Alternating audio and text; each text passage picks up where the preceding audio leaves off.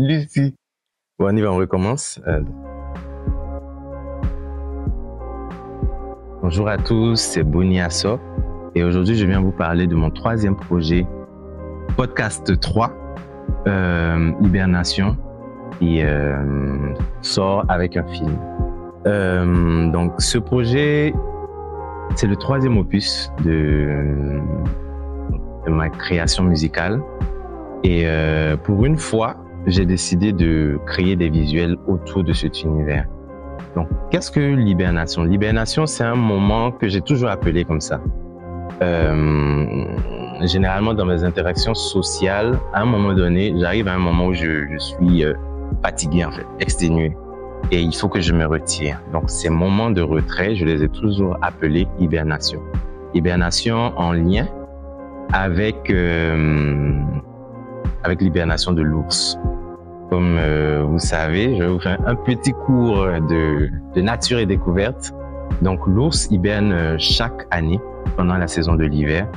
Donc, il fait en sorte de réunir tous les éléments dont il a besoin, que ce soit la nourriture, les minéraux dont il a besoin pour pouvoir se couper intégralement du monde, se réfugier dans une grotte et pouvoir faire son hibernation jusqu'à la fin de l'hiver.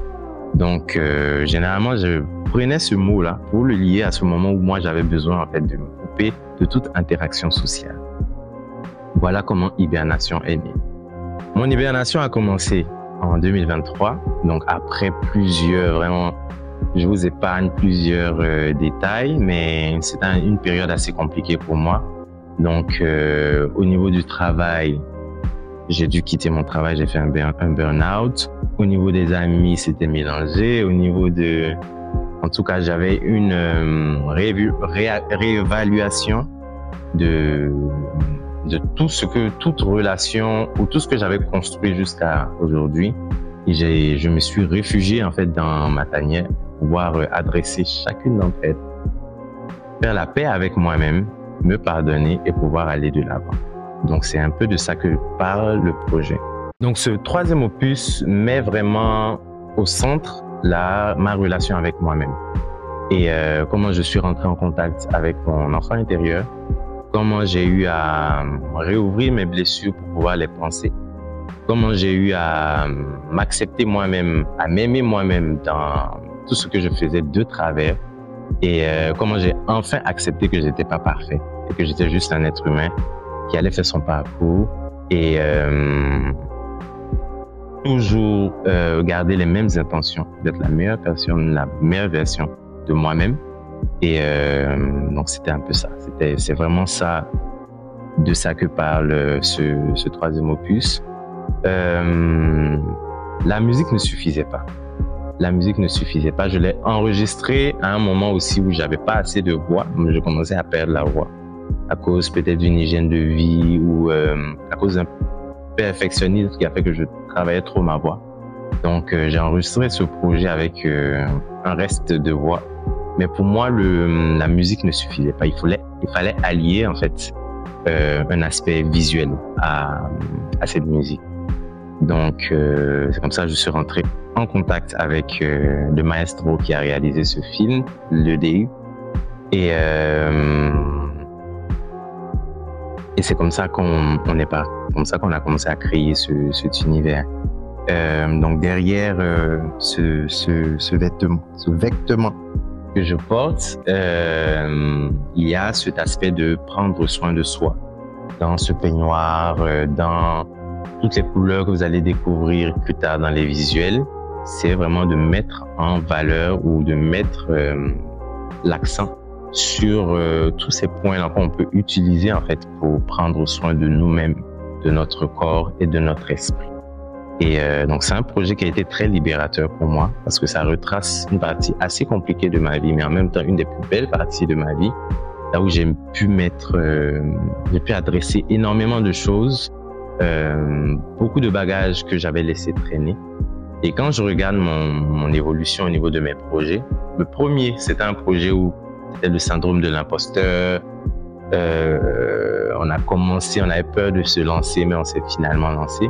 Le deuxième, c'était beaucoup dans la résilience. Mais malheureusement, c'est un projet où j'étais encore un people pleaser. Donc, c'est un projet que j'ai conçu pour plaire aux gens. Vraiment, c'était vraiment ça. Et ce projet, la différence, c'est que je l'ai validé moi-même. C'est un projet qui vient vraiment du cœur, de l'âme, de l'esprit. C'est un projet qui est révélateur, qui vraiment parle de ma vie et qui décrit cette période de ma vie, qui immortalise cette période de ma vie de la manière la plus parfaite. Et donc, je suis vraiment, vraiment heureux, fier, et je suis trop pressé que vous puissiez découvrir ce film le 22 novembre qui va sortir ici sur ma chaîne YouTube. Ce projet m'a permis de sortir de ma zone de confort et donc après une période où il fallait reconstruire une certaine estime de moi-même, ce projet m'a vraiment apporté confiance en moi. Ça m'a reboosté. Et je pense il fallait absolument que je passe par cet instant-là, par ce moment-là, pour pouvoir avoir la vision claire sur réellement ce que je veux donner à la musique et ce que je veux proposer au monde à travers mon art. Et donc c'est un projet auquel il faut pas avoir d'attente quand on va le regarder. Il faut juste suivre en fait le message, il faut suivre la musique, il faut se laisser emporter par les images et j'espère que ça pourra impacter quiconque qui pourra tomber dessus et qui le regardera. Donc ça, merci d'avoir suivi cette vidéo qui parle de Podcast 3, Hibernation de Midori. Il y a aussi un adieu à mon alter ego Midori, que j'ai créé en 2020 par là, et donc c'est un alter ego que j'ai créé parce que j'avais du mal avec le syndrome de l'imposteur. Il me fallait une autre personne qui serait moi, qui pourrait faire ce choix de faire de la musique et de l'art. Donc j'ai décidé de m'appeler Midori, et au fur et à mesure je nourrissais un esprit ou une personne qui était en déphasage avec moi-même en fait. Donc, les objectifs de Midori et les objectifs de Bonnie n'allaient pas dans les mêmes sens. Donc, en nourrissant Midori, je prenais de mon énergie vitale de Bonnie. Et à un certain moment, Bonnie a dit il faut que tu prennes soin de moi aussi.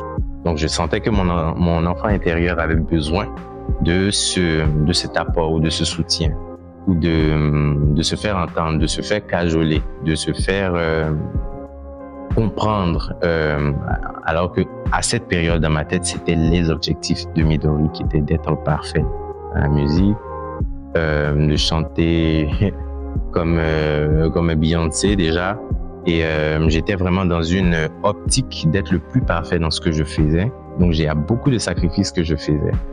Je me mettais de côté pour les objectifs de Midori. Donc à un moment donné, j'ai dit stop. Quand tout m'a lâché, j'ai dit stop pour pouvoir revenir en fait à moi-même. Donc c'est un adieu à Midori. En même temps, c'est un renouveau pour moi. Donc je m'assume pleinement, je m'aime pleinement, je m'accepte pleinement. Et c'est avec cette nouvelle base en fait que j'essaierai de créer un tout nouveau univers, tout nouvel univers. Musical, visuel. Donc, attendez-vous à abonner à ça. Mais pour le moment, on vient faire le deuil de Midori. Voilà. Donc, merci d'avoir suivi cette vidéo. J'espère que vous avez compris tous les points clés et importants du projet. J'ai vraiment hâte, en fait, que vous puissiez le découvrir le 22 novembre. Restez connectés parce qu'on a des interviews qui arrivent la semaine prochaine. Et ciao, ciao.